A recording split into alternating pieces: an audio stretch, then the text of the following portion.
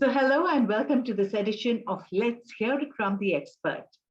It gives me great pleasure to introduce our industry expert today, a professional with over 2 decades of experience in the finance and telecom industry, Mr. Abhilash Chatterjee. So, on behalf of Christ Team to Be University Lavasa, the hub of analytics, I, Arpita Ghosh, welcome you, sir. Thank you so much, Arpita. It's indeed a pleasure, and thanks for giving me this opportunity as well. And I'll be more than happy to take your questions, and if you want to learn about my views on the industry and things like that, would be more than happy to contribute to the same. Thank you. Appreciate it. Wow, that's really wonderful, sir. But before we really move on to our interaction, I think I would just introduce our industry expert in a better way by giving some more information. So, Mr. Abhilash Chatterjee is a seasoned techno commercial professional, and he has worked in various geographies, which include India, Africa, Middle East, and SAARC. So, he has experience as a vendor and user of technology and specializes in Fintech, digital banking, mobile payments, mobile financial services, microfinance, microbanking, wallets, alternate payment mechanisms for digital media. Wow, that's really quite a lot. So I think we really have a lot to share, Abhilash. Looking forward to that. So with that, let's hear it from the expert. And here's your very first question. So you have about a 2 decade long journey in your professional innings. And I think it would be very interesting for all of us over here to hear from you the transition that you witnessed from an absolutely no tech to high tech usage. So if you could, like share and even how do you manage the transition? Well, Arpita, I should say I have been fortunate enough to see a lot of transitions right from days of, using, I think some of us all would have used those small modems for connecting to a 64 kbps internet line to just get onto our hotmails and send emails to our dear ones, So right from those ages of connecting and hearing that hissing sound which used to come to connect to the internet, say the BSNL, MTNL. At that time, we had the state-owned, there were no private players as well on the internet side of things. So right from those ages where, connectivity was a major issue then we migrated to the world of 2G, 3G, we have 4G now, and this year we'll be launching 5G. So I have seen the transition right from the internet age where there was no internet, there was low internet, there was internet where we could do our basics, like, only send mails or text or certain things. Then it started the small format videos which could be sent across to each other with some, kind of memes and stuff like that. And then now in the last few years, we have seen the broadband penetration, which is happening across our country, length and breadth of the country, even reaching the remotest villages where the fiber has been laid down.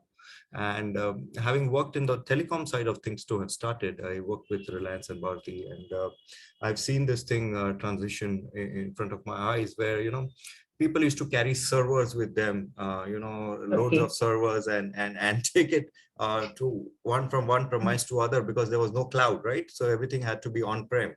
And from on-prem, it shifted to a bit to hybrid where it was partly in-prem and something on the cloud. But now everything is on the cloud, right? So I think it's a cloud world now. I mean, nobody stores or, invests money in storage devices. You have laptops which come in the market, which don't have storage devices. You just connect to the Google Drive or the One Network Drive or the Microsoft Drive, any of the drives. I mean, what I'm trying to say, it's becoming, data is becoming a SaaS. It's like a software as a service, everything is as a service.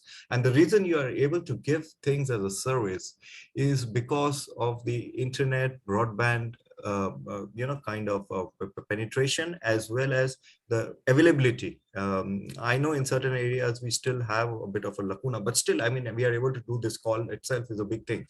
3 years, 4 years previous to this, when I used to have my Skype calls, they used to be so bad, so erratic. Now I have the Zoom, I have the Google Meets of the world, we have the Microsoft Teams of the world. We have so much, and that technology is being we are able to use only because of the backbone, which is the fiber, right? Which is which is allowing this applications to run through their pipes, Right. through the broadband pipes. So I have seen days when we used to struggle with the low tech. In the low tech world, but for even small meager things to happen, it used to take a lot of time because there was a lot of dependency. There was the dependency on connectivity. There was dependency on the bandwidth. So enterprise applications, so as to say, we are talking about personal communication, but when you look at the enterprise applications like SAP, the ERPs of the world, the CRMs of the world, they needed a lot of they were a lot of dependent on the tech in terms of the broadband availability and the lease lines, as we call it, for them, and the private lease lines, and they used to not be so they were not so great, to be very honest. But over the period of time, they've improved, and now we see this connectivity is helping us drive so many applications on the cloud. So if you want to download a software today, or you want something on your phone, if you just go to a Play Store, you just download it, right? You don't have to think 10 times.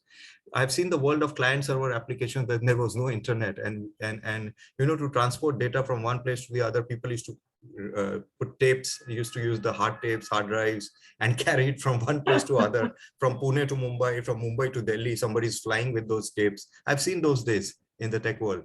And now, if I tell somebody, and I'm sure you have seen those VHS tapes when you do your recordings in the studios. I'm gone all those days. Look at the projector systems in the cinema halls. They're all digital. There's no print running anymore. It's a digital distribution, right? All this is possible with the invent of the internet and with the tech getting more and more improved, with systems, with applications around it, helping it to drive this. And also in the financial world, look at it. We started with the ATMs, right? ATM was new to our era. And now look at us. We are all doing banking on the mobile banking. How many times do you visit a branch? At least I don't do. And I'm sure a lot of us don't do anymore. It's all branchless banking. All this is possible because of the technology shift. Look at the kind of transformation which has happened in the BFSI and Fintech because of the use of technology applications, and obviously the broadband layer below it is that we have mobile banking on our fingertips. We have internet banking on the fingertips. We have we can do transactions with the help of UPI, which was not even possible, say, 4 years before. I mean, just sending money to you is to anyone is a question of, it's a jiffy, it's a minute job, rather than having to remember the IFSC code and the bank account number and the MISCR code, SWIFT code, so many things we used to remember, right? Now you just have the mobile number, hey, click, gone. Money enters your bank account, or your UPI ID, money enters your bank account. All this is possible because technology is helping do it. So I have seen this transition from a no tech to a low tech. Of course, I can't say no tech because technology has always been there, but from a low tech world to points where we started with the ATMs in the financial world, and then we have moved to mobile banking, and we don't even visit the ATMs because of the digital world, right? We pay each other through our wallets. So I've seen those transitions, and I see the underbanked and unbanked getting a lot more in getting into the system because of technology, and I think that's a very positive move. Definitely is.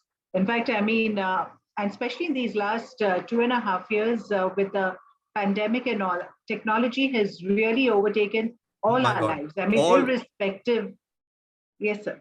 Yeah, all and very, very well put. In fact, this pandemic has also brought in a digital transformation thought in the minds of the people who were not wanting to do it. There were some inhibitors or people who don't like to get into the paradigm shift, as we call it.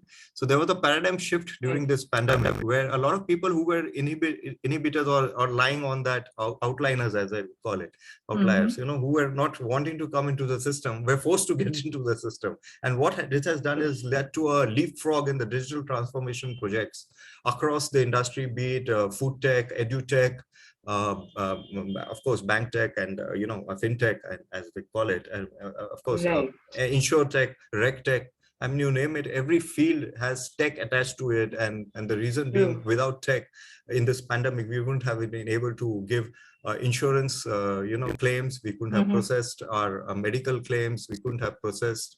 We couldn't have done telemedicine. We couldn't have, and just cleaning towards the financial side of things, because hey, payments were still happening to vendors. Payments were still happening to the workers. The payments were still happening to the blue collar guys. All this was possible because we had the digital infrastructure there, and thankfully just before the pandemic, UPI was there, and so we were able to send money and transact amongst each other.